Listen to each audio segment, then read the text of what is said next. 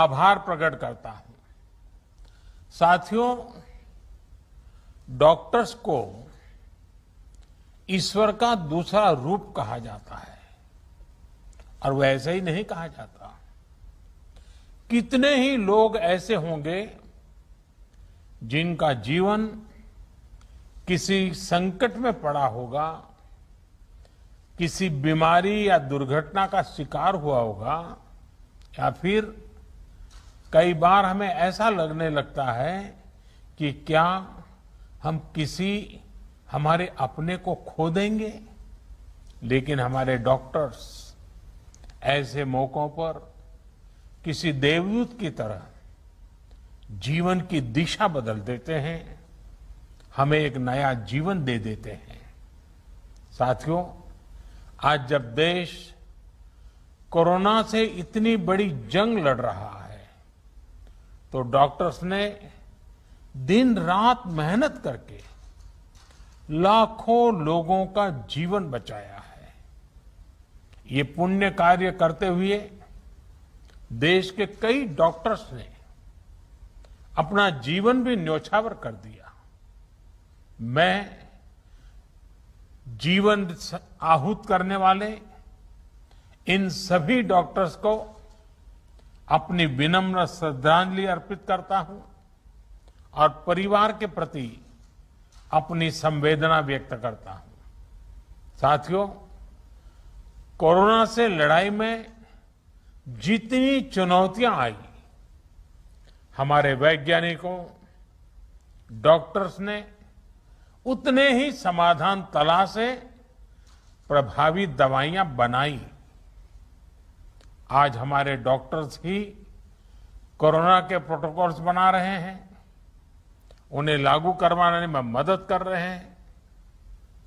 ये वायरस नया है, इसमें नए नए म्यूटेशंस भी हो रहे हैं, लेकिन हमारे डॉक्टर्स की नॉलेज, उनके एक्सपीरियंस, उनके अनुभव वायरस के इन खतरों और चैलेंजेस का मिलकर मुकाबला कर रहे हैं।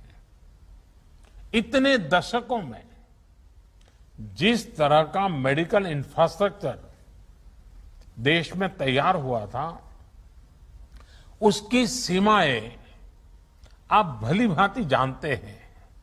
पहले के समय में मेडिकल इंफ्रास्ट्रक्चर को किस तरह नजरअंदाज किया गया था, इससे भी आप परिचित हैं। हमारे देश में जनसंख्या का दबाव इस चुनौती को और कठिन बना देता है। बावजूद इसके कोरोना के दौरान अगर हम प्रति लाख जनसंख्या में संक्रमण को देखें, मृत्यु दर को देखें, तो भारत की स्थिति बड़े बड़े विकसित और समृद्ध देशों की तुलना में कहीं संभली हुई रही है। किसी एक जीवन का असमय समाप्त होना उतना ही दुखद है, लेकिन भारत ने कोरोना से लाखों का जीवन बचाया भी है। इसका बहुत बड़ा श्रेय हमारे परिश्रमी डॉक्टर्स, हमारे हेल्थ केयर वर्कर्स, हमारे फ्रंटलाइन वर्कर्स को जाता है। साथियों, ये हमारी सरकार ही है जिसने हेल्थ केयर पर सबसे अधिक बल दिया है। पिछले वर्ष फर्स्ट वेव के दौरान हमने लगभग 15,000 करोड़ रुपए हेल्थ केयर के लिए आवंटित किए थे, जिससे हमारे हेल्थ इंफ्रास्ट्रक्चर को बढ़ाने में मदद मिली। इस साल हेल्थ सेक्टर के लिए बजट का एलोकेशन 2 गुने से भी ज्यादा, यानी 2 लाख करोड़ रुपए से भी अधिक किया गया। अब हम ऐसे क्षेत्रों में हेल्थ इंफ्रास्ट्रक्चर को मजबूत करने के लिए 50,000 करोड़ रुपए की एक क्रेडिट गारंटी स्कीम लेकर आए हैं, जहां स्वास्थ्य सुविधाओं की कमी है।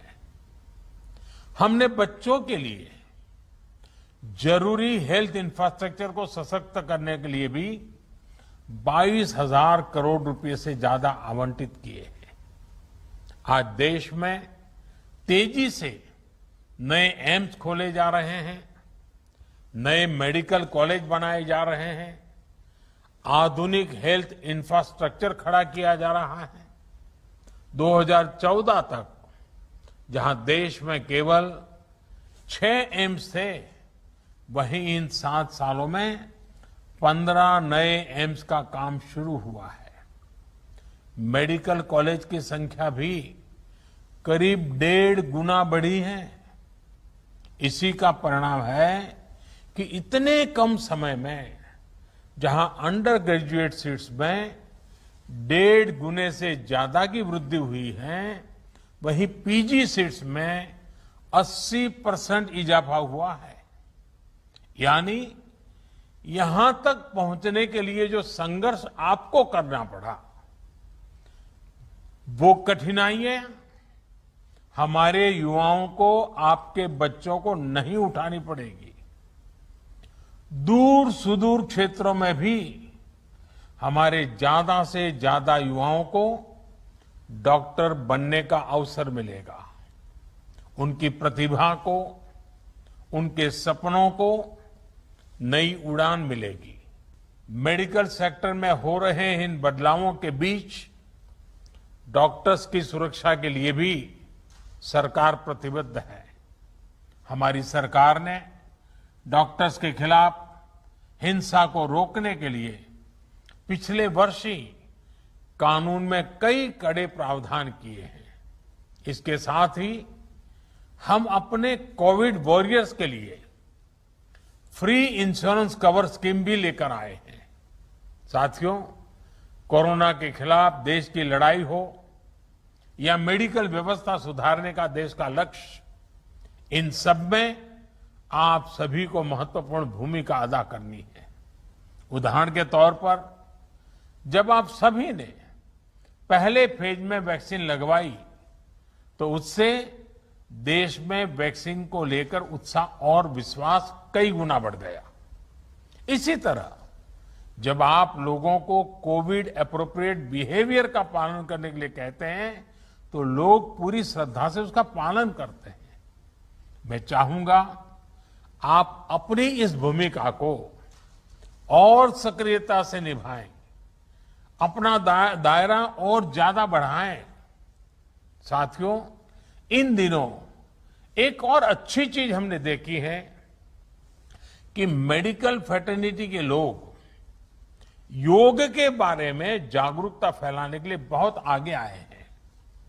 योग को प्रचारित प्रसारित करने के लिए जो काम आजादी के बाद पिछली शताब्दी में किया जाना चाहिए था, वो अब हो रहा है। इस कोरोना के काल में योग प्राणायाम का लोगों के स्वास्थ्य पर किस तरह सकारात्मक प्रभाव पड़ रहा है, पोस्ट कोविड कॉम्प्लिकेशन से निपटने में योग किस तरह मदद कर रहा है, इसके लिए आधुनिक मेडिकल साइंस से जुड़े कई संस्थानों द्वारा एविडेंस बेस्ड स्टडीज कराई जा रही है। इस पर आप में से कई लोग काफी समय दे रहे हैं।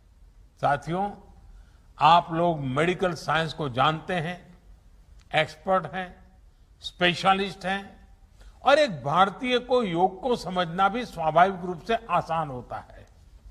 जब आप लोग योग पर स्टडी करते हैं, तो पूरी दुनिया इसे बहुत सीरियसली लेती है। क्या आईएमए इसे मिशन मोड में आगे बढ़ा सकती है? योग पर एविडेंस बेस्ड स्टडीज को साइंटिफिक तरीके से आगे ले जा सकती है? एक प्रयास ये भी हो सकता है कि योग पर स्टडीज को इंटरनेशनल जर्नल्स में पब्लिश किया जाए, उसे प्रचारित किया जाए। मुझे विश्वास है कि ये स्टडीज दुनिया भर में डॉक्टर्स को, अपने पेशेंट्स को योग के बारे में और जागरूक करने के लिए भी प्रोत्साहित करेगी। साथियों, जब भी हार्ड वर्क, टैलेंट और स्किल की बात आती है, तो इनमें आपका कोई मुकाबला नहीं है। मैं आपसे यह भी अनुरोध करना चाहता हूं कि आप पूरे अटेंशन के साथ ही अपने अनुभवों का डॉक्यूमेंटेशन भी करते रहें। पेशेंट के साथ आपके एक्सपीरियंसेस का डॉक्यूमेंटेशन बहुत ही अहम है। साथ ही मरीज के सिम्टम्स, ट्रीटमेंट प्लान और उनके रिस्पांस का भी डिटेल डॉक्यूमेंटेशन होना चाहिए। यह एक रिसर्च स्टडी के रूप में भी हो सकता है, जिसमें विभिन्न प्रकार की दवाओं और ट्रीटमेंट्स के असर को नोट किया गया हो। जितनी बड़ी संख्या में आप मरीजों की सेवा और देखभाल कर रहे हैं, उसके हिसाब से आप पहले से ही दुनिया में सबसे आगे हैं। यह समय यह भी सुनिश्चित करने का है कि आपके काम का, आपकी साइंटिफिक स्टडीज का दुनिया संज्ञान ले और आने वाली पीढ़ी को उसका लाभ भी मिले। इससे दुनिया को जहां मेडिकल से जुड़े कई जटिल सवालों को समझने में आसानी होगी, वहीं उसके समाधान की दिशा भी मिलेगी। कोविड की यह महामारी इसके लिए एक अच्छा स्टार्टिंग पॉइंट हो सकता है। वैक्सीन किस प्रकार से हमारी मदद कर रही है, किस प्रकार से अर्ली डायग्नोसिस का लाभ मिल रहा है और एक पर्टिकुलर ट्रीटमेंट किस प्रकार से हमारी सहायता कर रहा है, क्या हम इसको लेकर ज्यादा से ज्यादा स्टडीज कर सकते हैं। पिछली शताब्दी में जब महामारी आई थी, आज उसका डॉक्यूमेंटेशन बहुत उपलब्ध नहीं है। आज हमारे पास टेक्नोलॉजी भी है और हम अगर कोविड से कैसे मुकाबला किया गया है, इसके प्रैक्टिकल अनुभवों का डॉक्यूमेंटेशन करते हैं, तो वो भविष्य में पूरी मानवता के लिए बेहद मददगार साबित होगा। आपका ये अनुभव देश के मेडिकल रिसर्च को एक नई गति भी देगा। अंत में मैं यही कहूंगा कि आपकी सेवा, आपका श्रम सर्वे भवन्तु सुखिनः के हमारे संकल्प को अवश्य सिद्ध करेगा। हमारा देश कोरोना से भी जीतेगा और विकास के नए आयाम भी हासिल करेगा। इन्हीं शुभकामनाओं के साथ आपको बहुत बहुत धन्यवाद।